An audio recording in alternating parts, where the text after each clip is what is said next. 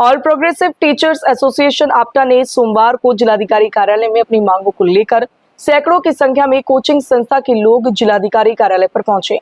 जिलाधिकारी आगरा मनीष बंसल को आपटा एसोसिएशन ने ज्ञापन सौंपा और अपनी मांगों को रखा।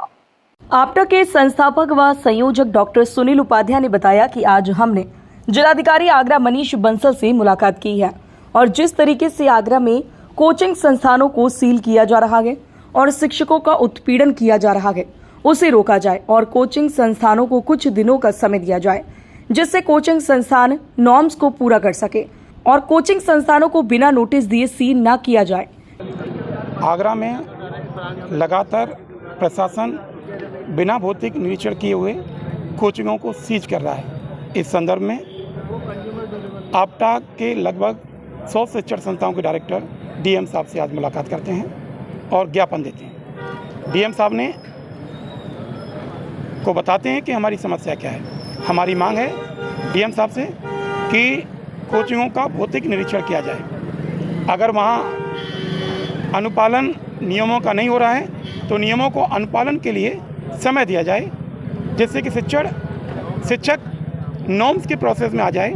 यहाँ पे मेरे साथ बहुत सारे टीचर्स खड़े हुए हैं जो इस चीज़ के लिए आए हुए हैं कि भाई हमें थोड़ा सा टाइम तो दिया जाए, 1-2 महीने तो दिया जाए कम से कम, जिससे हम अपनी ये जितनी भी उन्होंने प्रशासन ने रखी है मांगे वो हम पूरी कर सकें। टीचर्स को हमेशा टाइम तो मिलना ही चाहिए और जहाँ तक हमारी कहते हैं स्वेच्छा है कि हम अपनी पूरी तरीके से इस डिमांड को पूरी करेंगे, लेकिन प्रैक्टिकली वो ऐसी भी होनी चाहिए जो पॉसिबल हो, ऐसी नहीं होनी चाहिए कि जो पॉसिबल ही ना हो। तो ऐसा होना चाहिए, ऐसे रूल्स रेगुलेशन रखने चाहिए कि जो हर एक इंस्टीट्यूट के लिए एक तरीके से पॉसिबल। सभी शिक्षण संस्थानों की एक मीटिंग बुलाई और उसमें कोचिंग संस्थाओं से जुड़े हुए समस्त मानकों का विवरण देते हुए उनकी समीक्षा की जाए और उन्हें पूरा करने के लिए उचित समय दिया जाए। शिक्षकों ने ऑफिस पहुंचकर ज्वाइंट सेक्रेटरी से मुलाकात की।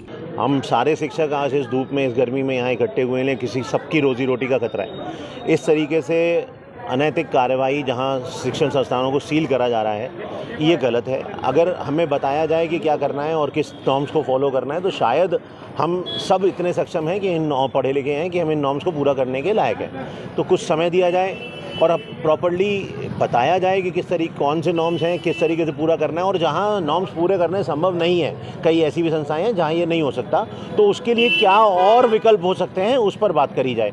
तो हम सब सहयोग करने को राज़ी हैं। कोई भी उस घटना की पुनरावृत्ति नहीं चाहता।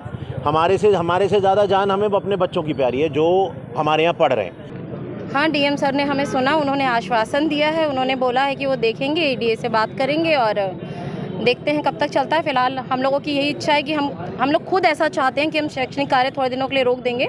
हम भी नहीं चाहते कि हमारे बच्चों का नुकसान हो और अगर आज मैं किसी के बच्चों को पढ़ा रही हूँ तो मेरे बच्चे भी कहीं ना कहीं वो कोचिंग पढ़ ही रहे हैं और अगर उनकी सुविधा का हम ध्यान नहीं रखेंगे तो कौन रखेगा। बस मेरा इतना ही कहना है कि डीएम सर ने जो आश्वासन दिया है कृपया करके वो उसे थोड़ा सीरियसली लें और यहाँ पे जो धूप में इतने सारे टीचर्स खड़े हैं अपनी रोजी रोटी के लिए उनका ध्यान रखें।